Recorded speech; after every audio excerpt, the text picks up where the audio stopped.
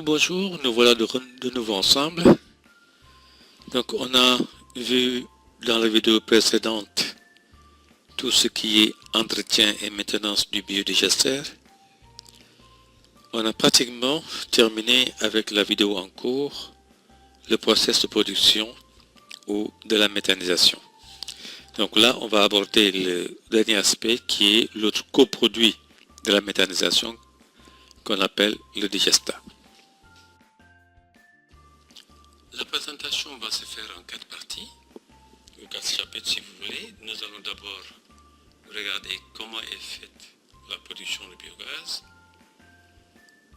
Ensuite, on va regarder les types de biogaz existants. Quel est le mode de traitement du biogaz dans la 3e partie. Et dans la 4e partie, nous allons regarder comment déterminer la qualité du digestat. Je disais donc que le digestat est avec le biogaz l'un des 2 coproduits de la méthanisation. Il contient en proportion variable de la matière organique, des matières minérales, donc des nutriments, NPK, et de l'eau. Le digestat en sortie de méthanisation contient toutes les matières qui n'ont pas été transformées en biogaz, c'est-à-dire la totalité des éléments minéraux, comme je l'ai dit tantôt, ainsi que la fraction la moins rapidement biodégradable de la matière organique. Les éléments minéraux contenus dans les matières organiques en entrée de méthanisation changent de forme et se retrouvent en partie sous une forme minérale, ce qu'on appelle la minéralisation.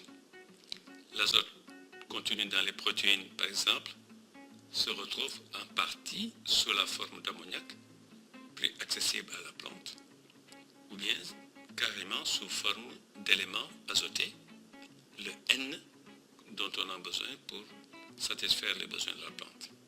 Ça exactement la même chose pour le P et le K, qui sont donc de l'azote, du phosphore et du potassium, qui sont les macroéléments dont la plante a besoin pour assurer une bonne végétalisation.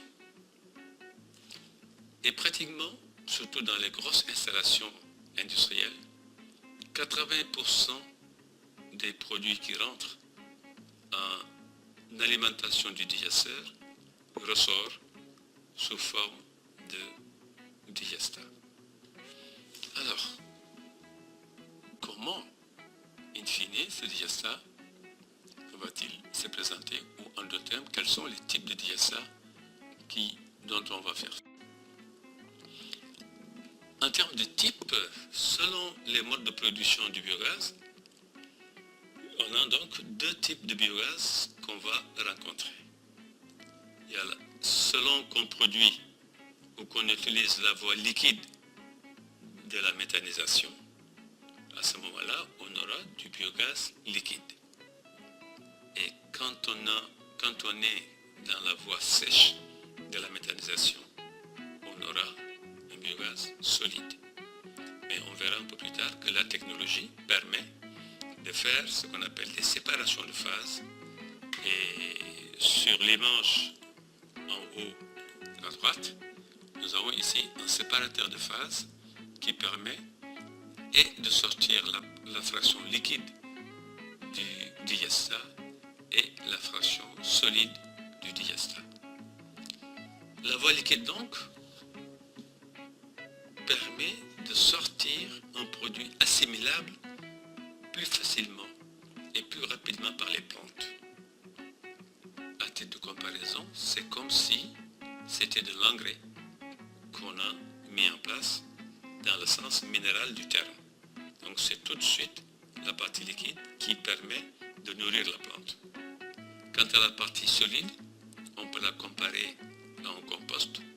Donc c'est un produit qui permet de restituer au sol sa capacité fertilisante. Donc c'est un amendement ou un fumier de fond qu'on met en début de cycle pour préparer le sol et permettre au sol donc de se régénérer tranquillement. Et en termes de traitement justement, pour qu'il soit utilisé de façon adéquate, le biogaz est traité sous différentes formes. J'ai dit tantôt avec les séparateurs de phase, le digestat qui sort aussi bien de la partie liquide que de la partie solide peut être compressé à nouveau pour séparer la phase liquide contenue dans le digestat de la phase solide. Ça permet d'avoir donc deux types de produits qui peuvent être mis sur le marché, de l'engrais liquide et de l'engrais solide. L'autre forme de traitement importante, c'est le séchage du digestat. Vous savez que c'est difficile de transporter de l'eau quand on la laisse uniquement liquide, le digestat, parce que bon, voilà, c'est lourd. Donc il est aujourd'hui possible de sécher le digestat et d'utiliser, de le transformer en granulat qui est beaucoup plus facile à transporter.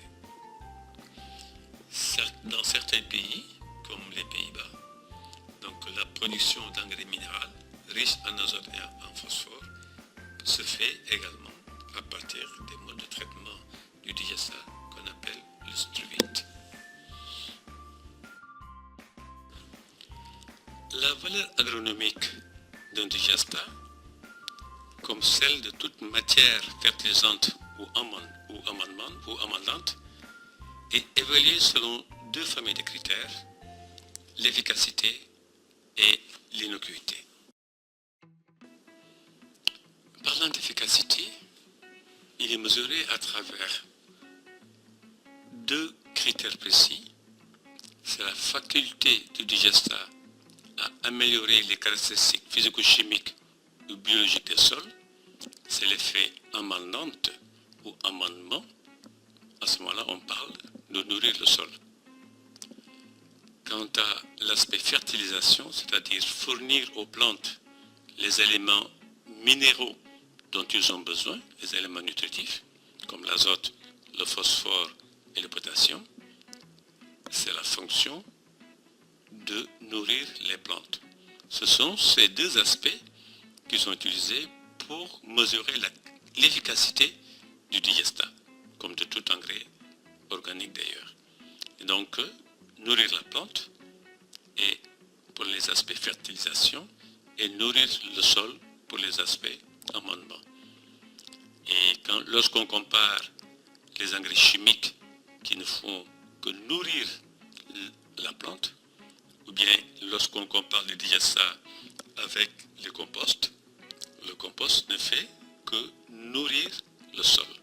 Et le digestat a la particularité, il a la possibilité aussi bien d'agir sur le sol que la plante, ce que ne font pas les deux autres types de produits dont j'ai parlé tout à l'heure.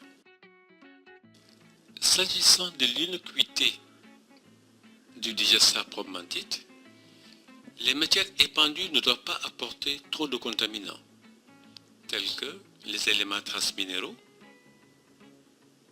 qui sont en général des virus, des bactéries, des parasites, mais également les éléments indésirables, tels que les microplastiques, les éléments inertes, comme le verre, les céramiques, etc.